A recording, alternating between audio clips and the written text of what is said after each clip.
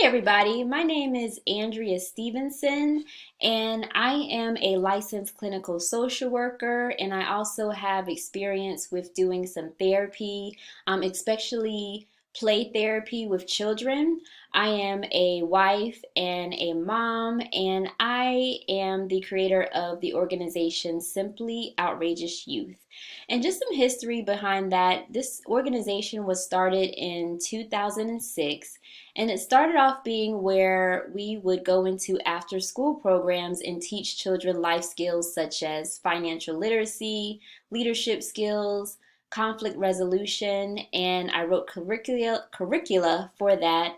And I hired teachers to go into the after school programs to teach this. But in 2008, we had an economic meltdown, so the government was not funding the after school programs as much, and so I had to scale back on that business. So then I had to concentrate on my career, which was being a licensed clinical social worker. And during that time, I was doing some therapy. Also, I was running a mentor programs for kids, and also I got married and I became pregnant. And when I became pregnant, when we have our little babies, we want to spend time with them. I was a full-time working mom and I just wanted to bond with my baby. So after work, I decided to focus on quality instead of quantity because I couldn't be with my baby boy all day. And during that time, I would just play with my son, do a lot of interactive activities with them, bond with them, hold them, talk to them. And during that time, I actually taught him how to read, write, and also math. So he was learning to spell by the time he was 21 months. When he was 3 years old, he was reading on a third grade level. He read the book Charlotte's Web. He learned how to write his first letter at 21 months, which was the letter A. And by 2.5, he could write the numbers 1 to 100. And he could also write all the alphabet. And right now, he is 4 years old and he's doing some division and a little bit of algebra.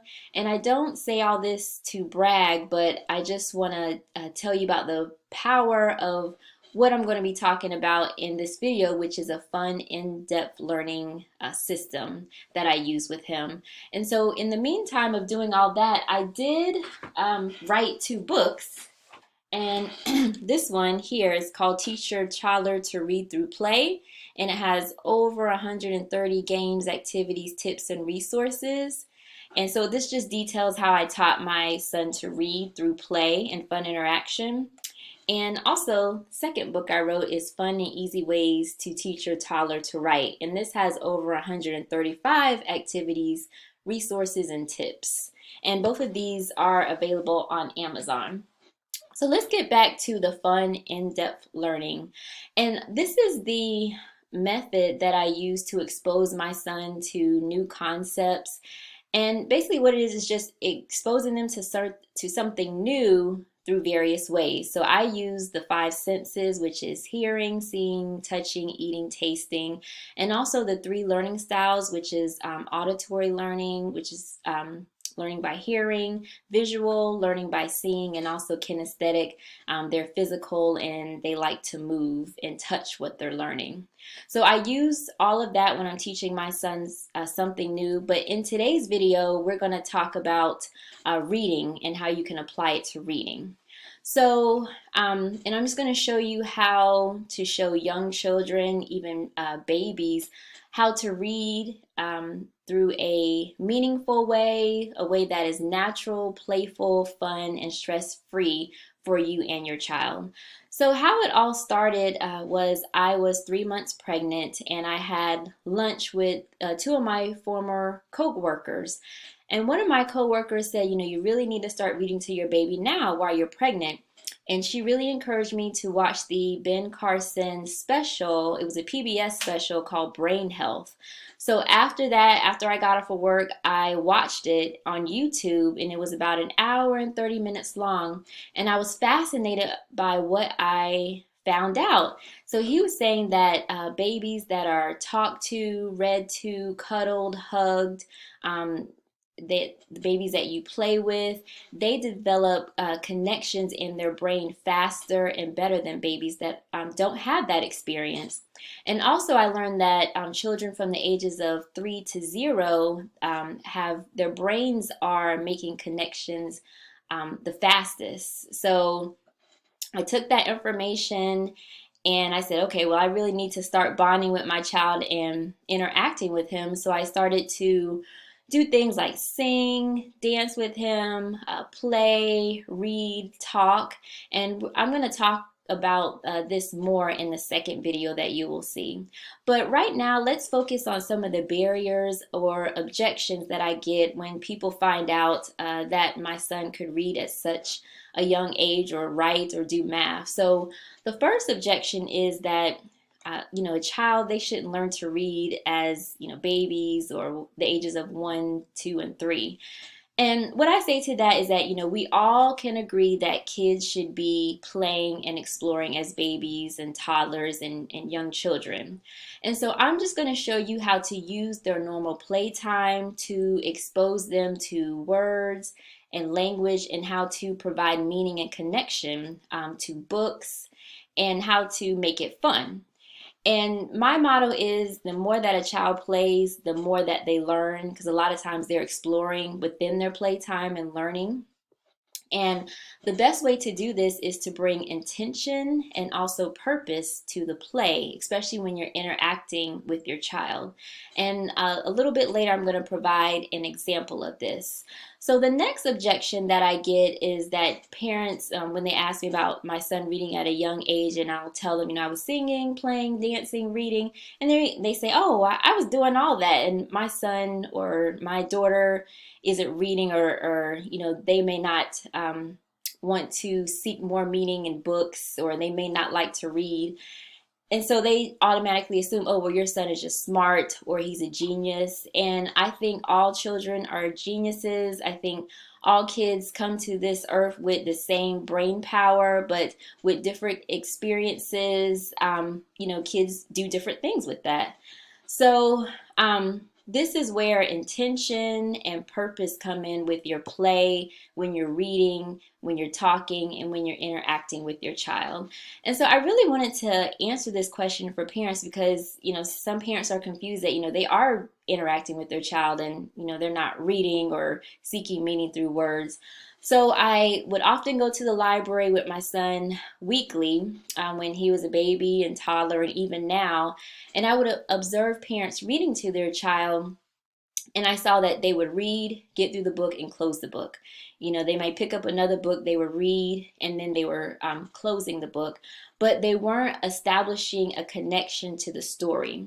And so your goal is to have the child get some type of meaning from the story, even if it's from one word, or if it's from what the character was doing, or maybe a color in the book. There's all types of ways that a child can establish meaning from the story, and basically it's just making a connection with the story.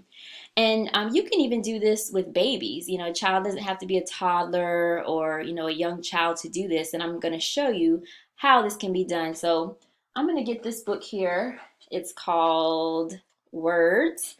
It's a Bright Baby Touch and Feel, and this was one of my son's favorite books when he was a baby. So I'm just going to do a brief reading for you of how I would read to my son. So I would open the page here, and you can see that it says fish. So I would say fish, blup, blup, blup, fish, fish swim in water. And then I would say truck, truck. And I would say, beep, beep for the horn. And I would describe its wheels, and I would point out the color there, and then turn the page, and I would say, apple, yummy, yummy, yummy, yum, yum, yum, yum, yum.